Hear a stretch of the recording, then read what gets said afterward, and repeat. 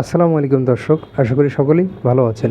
বর্তমানে আমরা যে আধুনিক সভ্যতায় বসবাস করছি, সেই সভ্যতা গড়ার জন্য বিজ্ঞানের একটি বড় অবদান রয়েছে।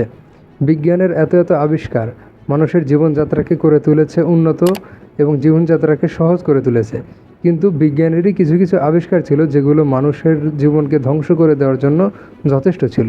তারই ভিতরে একটা এক্সপেরিমেন্ট হচ্ছে রাশিয়ান স্লিপ এক্সপেরিমেন্ট।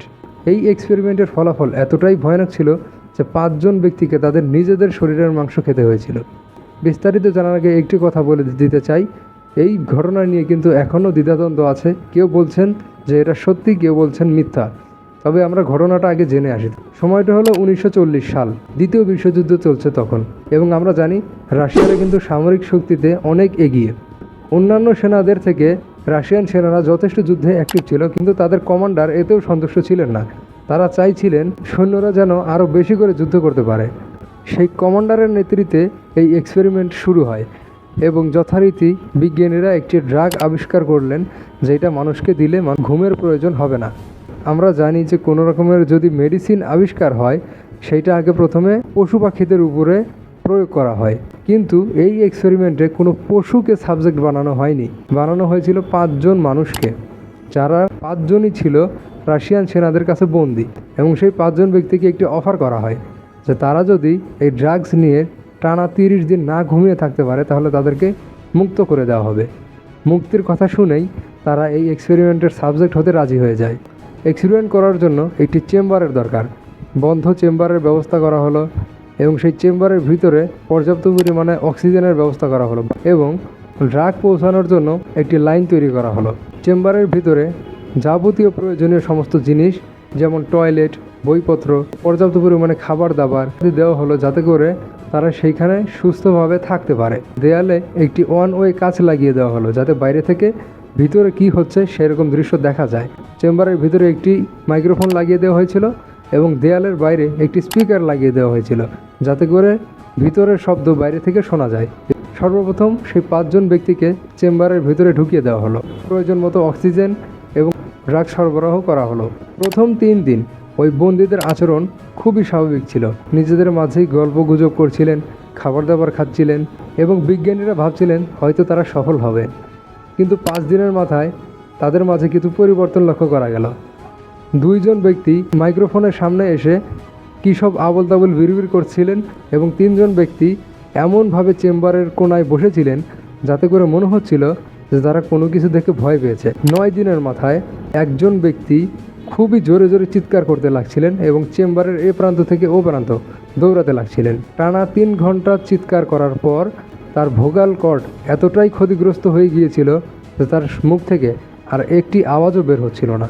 কিন্তু বাকি 4 জন ব্যক্তি এক কোণায় বসেছিলেন, তাদের কোনো কথাবার্তা নেই, কোনো নরণচরণ নেই, একদম মরা মানুষের মতো বসেছিলেন এক জায়গায়। তার 2 দিন পর অর্থাৎ 11 দিনের মাথায় 5 জন ব্যক্তি কী করছিলেন, তাদেরকে যে বইপত্র দেওয়া হয়েছিল পড়াশোনা করার জন্য, সেই বইগুলো ছিঁড়ে তারা দেওয়ালে লাগিয়ে দিতে লাগছিলেন এবং সেই ওয়ান ওয়ে কাঁচ যেটা ছিল যাদের উপরে নজর রাখার জন্য, সেই কাচের উপরেও তারা বইয়ের পৃষ্ঠাগুলো লাগিয়ে দিলেন। এর ফলে কি হলো, বাইরে থেকে বিজ্ঞানীরা তাদের উপরে পর্যবেক্ষণ করতে পারছিলেন না।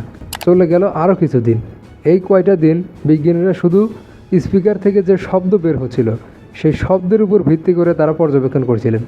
কিন্তু 15 দিনের মাথায় সেই শব্দও বন্ধ হয়ে গেল। ভিতর থেকে কোনো রকমের কোনো শব্দ পাওয়া গেল না। তারা পরীক্ষা করে দেখলেন যে স্পিকারও ঠিক আছে, মাইক্রোফোনও ঠিক আছে, কিন্তু ভিতর থেকে কোনো রকমের কোনো আওয়াজ আসছে না। সাধারণভাবে মনে হতে পারে যে 5 জন ব্যক্তি হয়তো মারা গিয়েছে, কিন্তু অক্সিজেনের লেভেল দেখলে বোঝা যাচ্ছে যে তারা 5 জনই বেঁচে আছে। তাহলে ভিতরে হচ্ছেটা কি?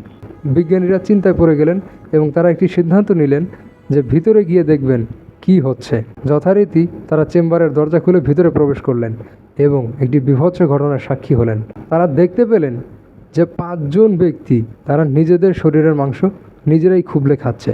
ওইখানকার যে প্রধান বিজ্ঞানী ছিলেন তিনি আদেশ করলেন এখনই ড্রাগসের লাইন বন্ধ করে দেওয়া হোক, ড্রাগস সরবরাহ বন্ধ করে দেওয়া হোক। ড্রাগস বন্ধ করার সাথে সাথে ওই 5 জন ব্যক্তি চিল্লাতে লাগলেন এবং তারা সিদ্ধান্ত নিলেন তাদেরকে হসপিটালে নিয়ে যেতে।